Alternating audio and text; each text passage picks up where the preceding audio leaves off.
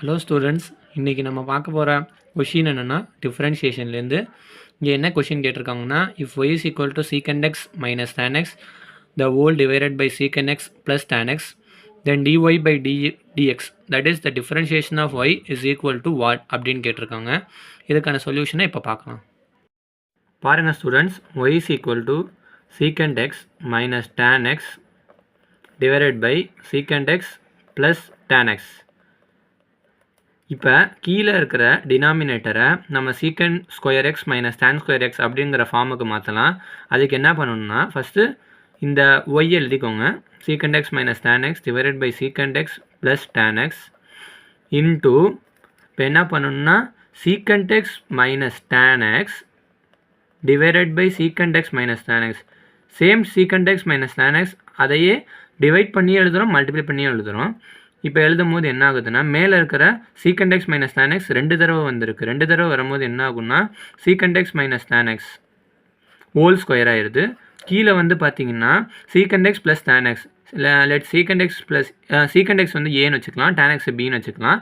அப்போ இங்கே என்ன ஃபார்மில் இருக்குன்னா ஏ ப்ளஸ் பி, இது வந்து ஏ மைனஸ் பியில் இருக்குது. A plus B into A minus B A square minus B ஸ்கொயர்னு ஆயிடுது.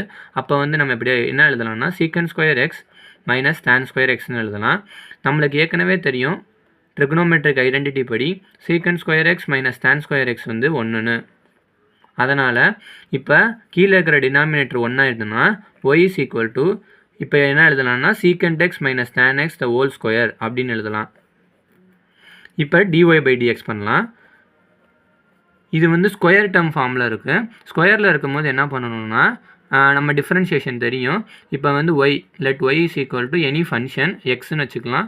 அதுக்கு பவர் என்னன்னு இருக்குன்னா dy by dx is equal to N வந்து பின்னாடி போயிடணும், எக்ஸு பவர் என்னில் 1 குறைச்சல் n-1 அப்படின்னு எழுதிக்கணும். அதே மாதிரி இங்கே எழுதுகிறோம் 2 secant X minus tan x ஒரே ஹோல் ஃபங்க்ஷனாக கன்சிடர் பண்ணோம்னா அதை அப்படியே வச்சு எழுதி இப்போ 2 - 1 1.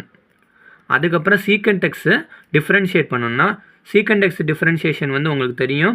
சீக்கண்ட் எக்ஸ் டிஃப்ரென்ஷியேஷன் வந்து secant x tan x, tan x differentiation secant square x. அப்போ சீக்கண்ட் எக்ஸை நம்ம இப்போ டிஃப்ரென்ஷியேட் பண்ண போகிறோம். Secant x tan x minus tan x differentiate பண்ணால் சீக்கண்ட் ஸ்கொயர் எக்ஸ். இங்கே பார்த்தீங்கன்னா 2 secant X minus tan X.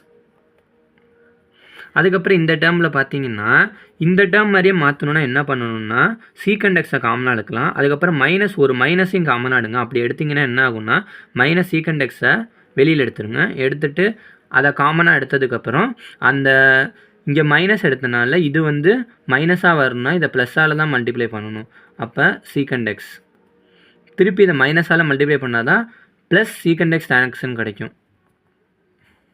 இப்போ இந்த மைனஸ் சீக்கண்ட் எக்ஸ் இதெல்லாம் வெளியில் எழுதிடுங்க, -2 சீக்கண்ட் எக்ஸ்னு. இப்போ secant X minus tan x 2 தடவை இருக்குது, நீங்களே பாருங்கள். அப்போ secant X minus tan X the whole square அப்படின்னு எழுதலாம். So the solution of the given question is -2 secant x into secant X minus tan X the whole square. Thank you students.